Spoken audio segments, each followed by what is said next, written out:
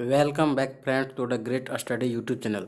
आज हम आप लोग के लिए लेके आए हैं इकोनॉमिक्स का एक नया सेशन और इस सेशन में हम लोग देखेंगे अंतर्राष्ट्रीय व्यापार एवं संगठन से संबंधित कुछ प्रश्न। तो चलिए बिना देर किए शुरू करते हैं आज का सेशन। आज का जो पहला प्रश्न है वो है विश्व व्यापार संगठन का मुख्यालय कहाँ है। तो विश्व व्यापार संगठन का मुख्यालय कहाँ है? जेनेवा।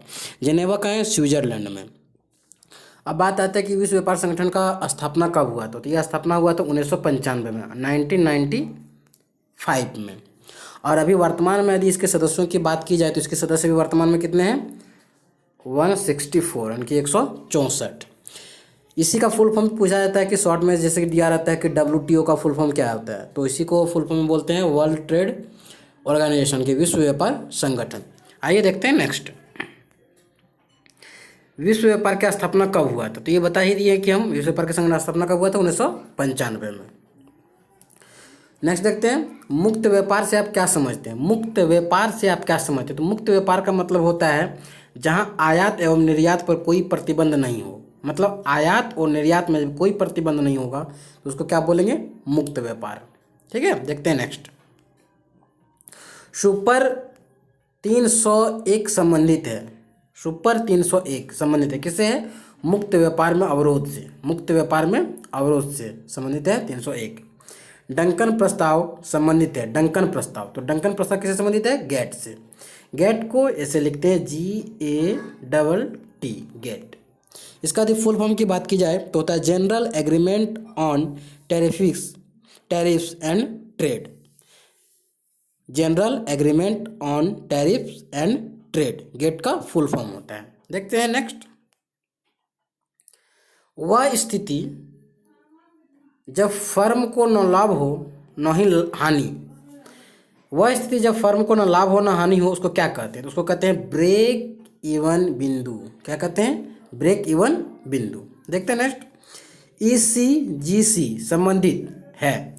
तो ECGC किससे संबंधित है? निर्यात में गुणवत्ता के प्रमाणन से। मतलब निर्यात कोई भी वस्तु यदि होता है तो उसकी गुणवत्ता, उनकी क्वालिटी का जो सर्टिफिकेट देता है वो ECG से संबंधित होता है। मतलब यही उसको प्रमाणित करता है। देखते हैं नेक्स्ट, ट्रेड पॉइंट की स्थापना का क्या उद्देश्य है? ट्रेड पॉइंट की स्थापना का क्या उद्देश्य है? तो इसका उद्देश्य था आयात निर्यात संबंधी सूचनाओं का आदान प्रदान करना। ट्रेड पॉइंट की स्थापना का क्या उद्देश्य था?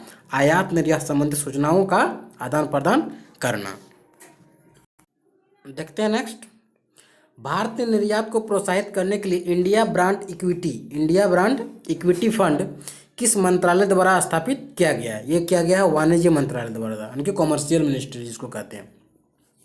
इंडिया ब्रांड इक्विटी फंड की स्थापना कब की गई है? तो इंडिया ब्रांड इक्विटी फंड की स्थापना 1996 यानी कि 1996 में किया गया है। मूल्यानुसार भारत के निर्यात विश्व के कुल निर्यात व्यापार का कितना प्रतिशत है? मूल्य के अनुसार भारत के निर्यात विश्व के कुल निर्यात व्यापार का कितना प्रतिशत है? तो 1.6%, 1.6%। देखते हैं नेक्स्ट,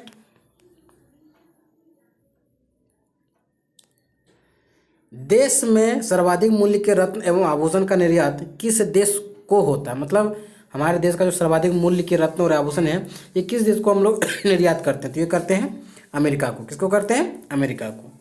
भारतीय चमड़े का सर्वाधिक निर्यात किस देश को किया जाता है? तो ये किया जाता है इंग्लैंड को। भारतीय चमड़े का सर्वाधिक निर्यात किस देश को किया जाता है? इंग्लैंड को। देखते हैं नेक्स्ट, भारत के किस नकदी फसल से निर्यात के द्वारा अधिकतम विदेशी मुद्रा की आय प्राप्त होती है? तो ये होती है चाय। भारत का जो है चाय जो ऐसी नकदी फसल है जिसके द्वारा विदेशी मुद्रा अधिक से अधिक भारत में आती है। यानी कि वही क्वेश्चन कि भारत के किस नकदी फसल से निर्यात के द्वारा अधिकतम विदेशी मुद्रा किससे प्राप्त होती है? चाय से प्राप्त होती है। किस क्षेत्र के निर्यात मूल्यों ने विगत वर्षों में निर्यात व्यापार में सर्वाधिक योगदान दिया है? किस क्षेत्र के निर्यात मूल्यों ने विगत वर्षों में निर्यात व्यापार में सर्वाधिक योगदान किसने दिया है? टेक्सटाइल। किसने दिया है? कौन से उद्योग ने? टेक्सटाइल में। देखते हैं नेक्स्ट, किस वर्ग के देशों के साथ भारत का सर्वाधिक आयात व्यापार है? तो यह है चीन के साथ। मतलब सबसे ज़्यादा आयात यदि किसी देश का वस्तु यदि भारत में होता है तो किसका होता है? चीन का होता है। एलएनजी के आयात के लिए भारत में पहला एलएनजी टर्मिनल कहाँ स्थापित किया गया है? एलएनजी का जो आयात के लिए भारत में पहला एलएनजी टर्मिनल कहाँ स्थापित किया गया है? वो है दाहेज। जगह का नाम क्या है? दाहेज। आइए देखते हैं नेक्स्ट। भारत के आयात का अधिकतम भाग कहाँ से आता है? तो ये आता है चीन से। कहाँ से आता है? चीन से।